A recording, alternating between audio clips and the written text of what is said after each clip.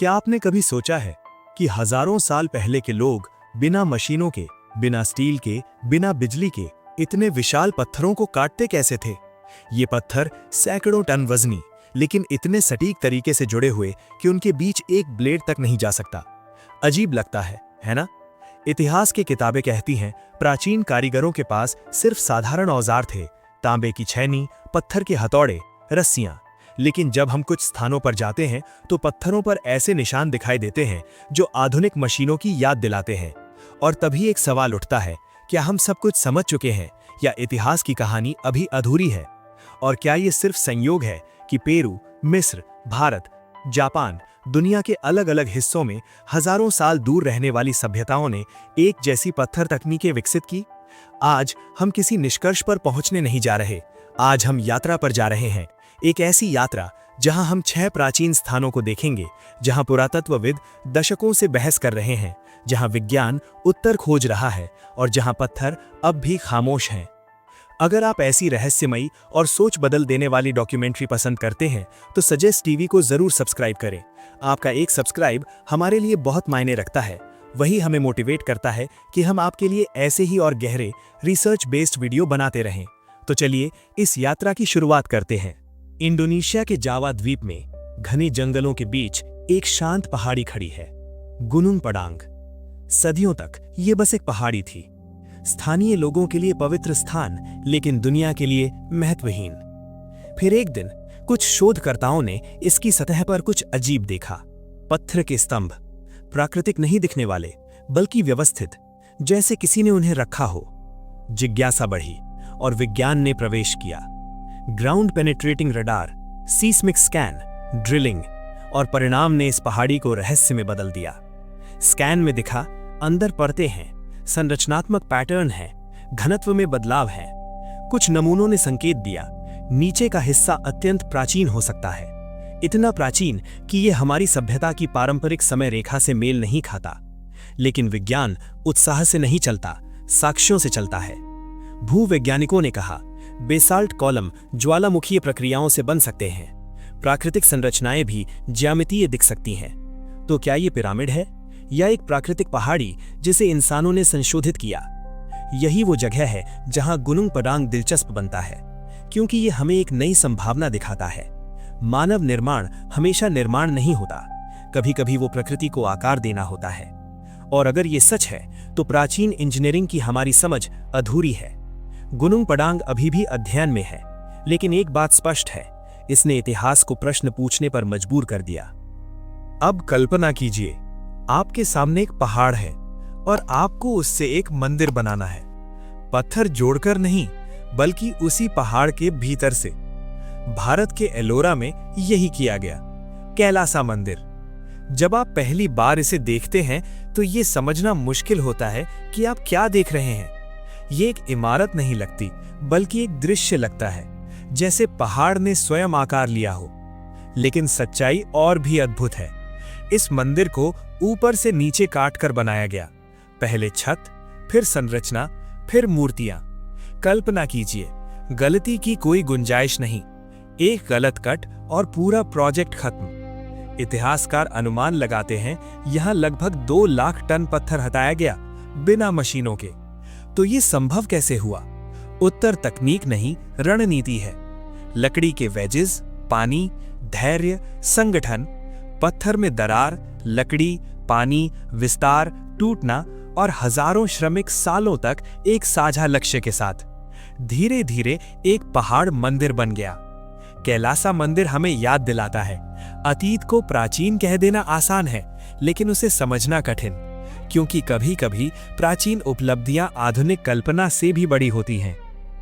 1980 का दशक। जापान के पास समुद्र में एक डाइवर शार्क खोज रहा था, लेकिन उसे कुछ और मिला।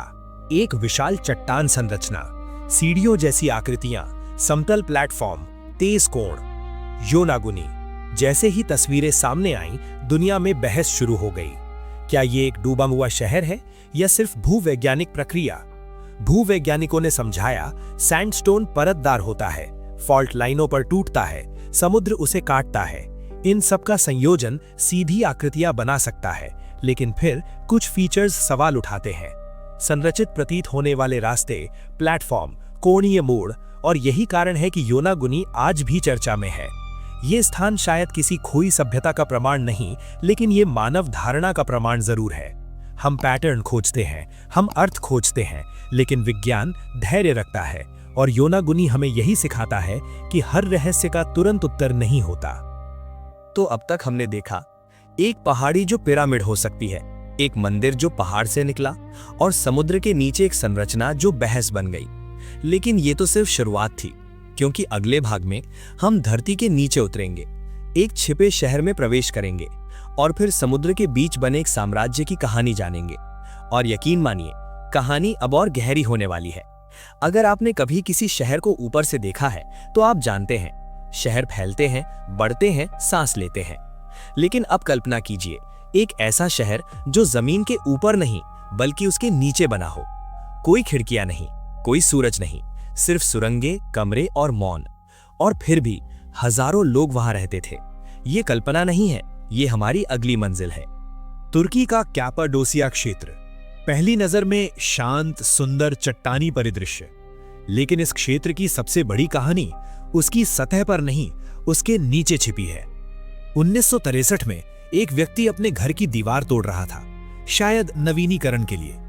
लेकिन दीवार के पीछे मिला खाली स्थान। जिज्ञासा ने उसे आगे बढ़ाया। वो खाली स्थान एक सुरंग बना, सुरंग एक कमरे में, और कमरा एक विशाल नेटवर्क में। ये था डेरिनकुयू, एक भूमिगत शहर जो 60 मीटर गहराई तक जाता है। कल्पना कीजिए, सुरंगें जो एक दूसरे से जुड़ी हैं, कमरे जहां परिवार रहते थे, स्टोरेज जहां भोजन महीनों तक सुरक्षित रहता था, स्कूल, पूजा स्थल, पशु बाड़े, और सबसे आश्चर्यजनक वेंटिलेशन सिस्टम। ऊपर से नीचे तक जाने वाले शाफ्ट जो हवा को पूरे शहर में वितरित करते थे। और फिर रक्षा, विशाल गोल पत्थर के दरवाजे जिन्हें भीतर से रोल करके सुरंग बंद की जा सकती थी। यह शहर छिपने के लिए बनाया गया था। इतिहास बताता है, संघर्ष, आक्रमण और अस्थिरता के समय लोग धरती के नीचे चले जाते थे। लेकिन डेरिनकुयू का असली रहस्य क्यों नहीं बल्कि कैसे है। इतनी विशाल खुदाई, इतनी जटिल योजना, इतनी सटीक इंजीनियरिंग, और ये सब बिना आधुनिक उपकरणों के। उत्तर शायद सामग्री में छिपा है। ये क्षेत्र ज्वालामुखी टफ से बना है, एक पत्थर जो नरम होता है लेकिन हवा के संपर्क में कठोर हो जाता है। यानी प्रकृति ने निर्माण सामग्री दी और मानव ने शहर बनाया। डेरिनकुयू हमें सिखाता है, सभ्यता सिर्फ स्मारक बनाने की क्षमता नहीं, बल्कि परिस्थितियों के अनुसार ढलने की क्षमता है। और कभी-कभी सबसे महान शहर वे होते हैं जो दिखाई नहीं देते। अब कल्पना कीजिए, एक शहर जो जमीन पर नहीं बल्कि पानी पर बना हो। प्रशांत महासागर के बीच पोहनपेई द्वीप के पास पत्थरों का एक जाल फैला हुआ है। नान मडोल, 92 कृत्रिम द्वीप, नहरों से जुड़े हुए, पत्थर की दीवारों से घिरे। इसे अक्सर प्रशांत का वेनिस कहा जाता है, लेकिन यह तुलना अधूरी है, क्योंकि नान मडोल सिर्फ शहर नहीं था, यह सत्ता का केंद्र था, राजनीतिक, धार्मिक, प्रशासनिक। लेकिन सबसे बड़ा सवाल, ये पत्थर यहाँ आए कैसे? बेसॉल्ट के स्तंभ, कुछ का वजन कई टन, पास में कोई खदान नहीं, कोई पहाड़ी नहीं, कोई स्पष्ट स्रोत नहीं, फिर भी ये स्तंभ यहाँ हैं।